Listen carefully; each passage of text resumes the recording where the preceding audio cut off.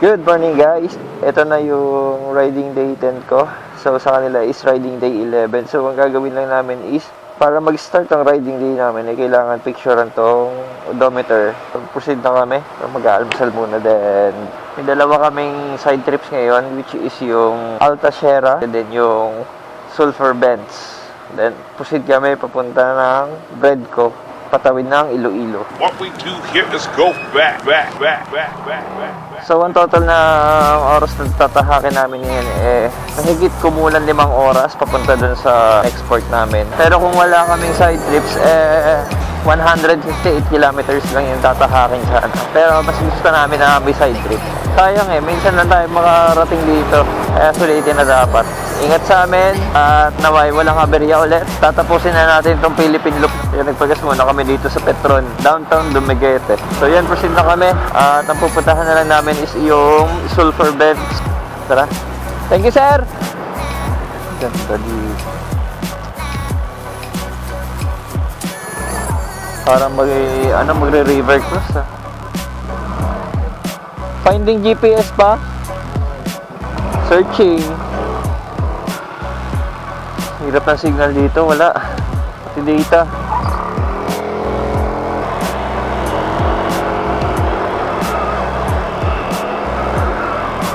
Ganda.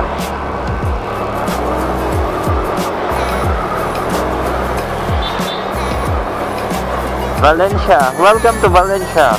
Monkey Sanctuary, Negros Oriental. Nasa Valencia na tayo. Ay na, may hanging bridge Please do not harm the monkeys. Ang ganda.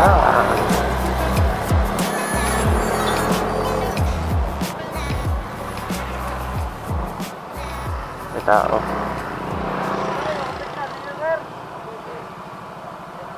Philippine Loop? Opo.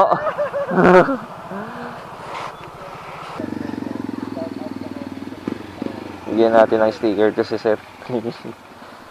Sir, Ay, sir, thank you. Shout out kay sir. Talagang umikot pa siya Nakasalubong. Yung logo niya, yung Ay, ito? Oo. yung best niya. Oo. Dito na lang din ang daanan pa Bacolod, ano? Ha? Dito na lang din ang daanan pa Bacolod. Ay, hindi. Babalik kayo dun Ah. sa, kung kunin nyo, may isang daan dyan. Yung pabalili, balili yung tawag. Oo.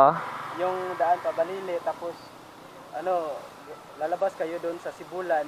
Yun na yun, street na yun. Straight na yun pa. Highway na yun. Okay, sige. Oh, di ba? Oh. Mga klase pag kami ganyan, yung may mga taong gusto mag-Philippine Loop, tapos iba yung nagiging feeling nila or pakiramdam nila pag nakakita sila ng Philippine Looper. Ayan mo sir, balang araw magiging mo rin yan, makukuha mo rin yan. Tiwala lang, proseso nandyan. So yan, proceed kami sa Sulphur Bends. Ganda. So sabi nga ng lokal dito, isang dating tawag dito is Binuhayan. Tama ba? Binuwahayan. Kasi dati raw nung panahon may mga nakikita raw dito mga buhaya dyan sa ilog. Pero ngayon daw wala na. Yung pumalit doon naman ng mga hayop is yung mga unggoy naman. Kaya meron na doon ngayon Monkey Sanctuary.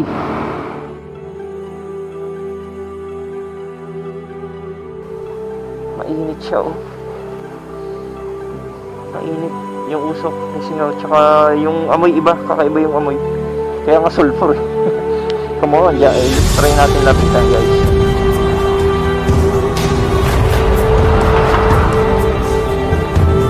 Ayun grabe yung usok Kumukulo pa. Grabe.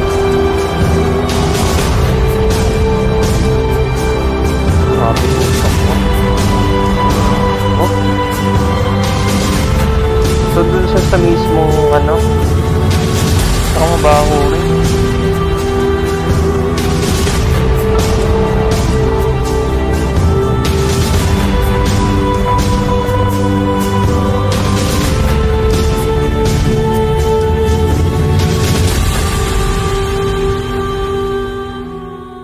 Grabe guys, oh.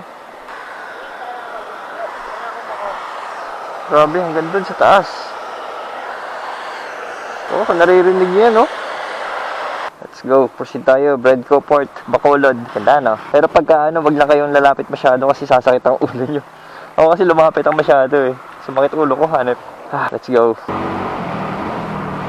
Lamig na dito, ah.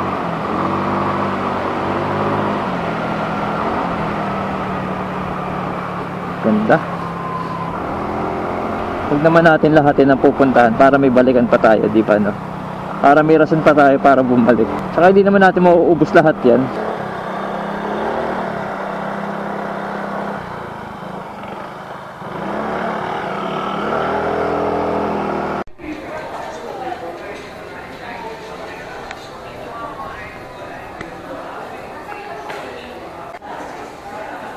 Papasok. Minimum of 1. Oh, glass walk. You know.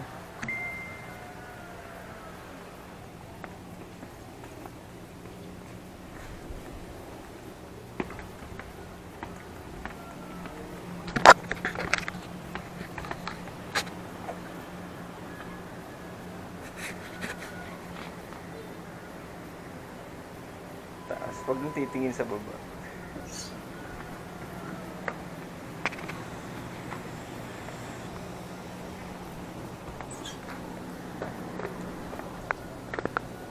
So pag pupunta kayo dito guys na ano lang, maximum of 10 persons lang ang sabay-sabay na pwede.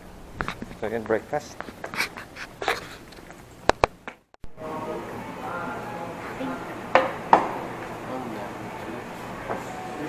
Sir, in order to? Tosino ba yun? Tosino. Tama eh, nasabi ko. Sulit naman palang breakfast. Scrambled siya. Thank you, ma'am. Sponsor. Dumaguete Lighthouse. So after namin dito, re-recta na kami ng Bredco. Kitang-kita pizza lang ulit sa daan. Yan o, Sierra Alta. Dito lang sa taas. Makikita nyo, overlooking o. Dumaguete. Biyahe na ulit kami. Meron tayong 5 hours na, Paps. May 4 hours pa kami na tatahakin para sa next port namin. Welcome guys! San Jose, Negros Oriental. On the way tayo ngayon. Tatahakin natin ang Amlan.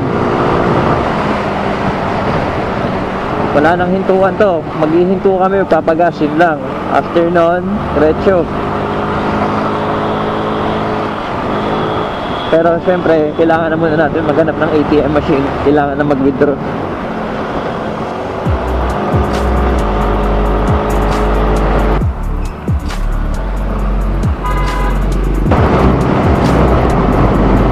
Dito lang lumawak ang kalsada, oh. Grabe, ang daming solar panel dito, oh. Oh? Montesol. Kabilaan, ang dami, oh. Solar panel. Nice. Tara, proceed tayo. Ganda.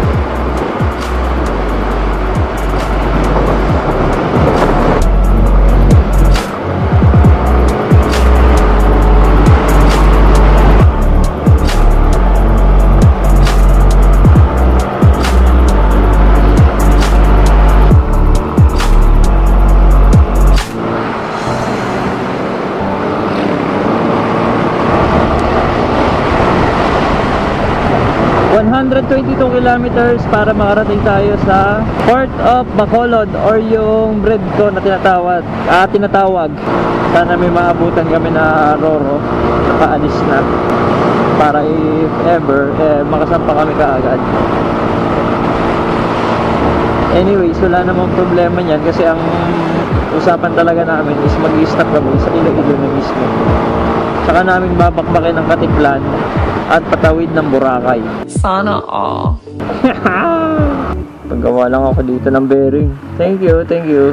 So ayan, proceed tayo. Nasa 90 kilometers pa going to Bacolod City. Okay. Balik sa dating pacing. Columban Arts Center. Grabe kasi tagtag. Hanip. Yan mga idol, malapit na tayo sa port. Bali 52 kilometers na lang ayon sa Google Maps. Dali na lang yan.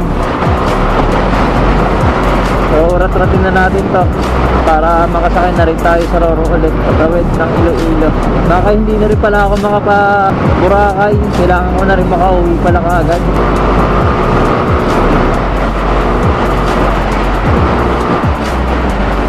Nangangamoy pier na mga idol. Lapit na tayo. Tatawid na tayo ng Iloilo. Bukas, proceed tayo papuntang Katiklan.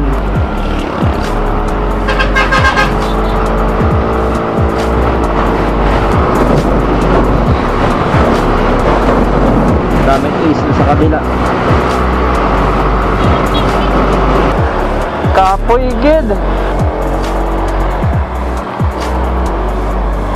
Update na lang ako guys na pagka nasa mismo port na kami. Baka malobat kasi mahirap na. A few moments later. Okay, buti naman at boarding agad kami. Thank you. So yun, Bredco Port to Dumangas is 2 hours lang daw. Mura yung ano dito, pamasahe compare sa iba. Ayos, 350. Pero kaso parang maalon. Aw. Ay.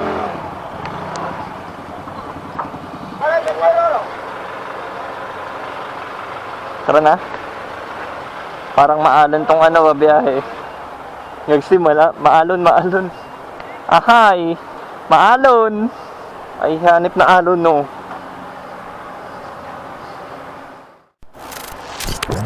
Ano kami, Port of Dumangas. Ngayon, after nito, and riding day kami. Punta kami sa... Naghanap na lang kami ng aming matutuluyan. So, mula bukas, magsisolo na ako. Ang goal ko bukas is hanggang Batangas Port. Doon na ako magmamahingan. Yung Sabado, direction ako ng Bicol. Okay. Kaya natin yan. Iwala lang sa narinig.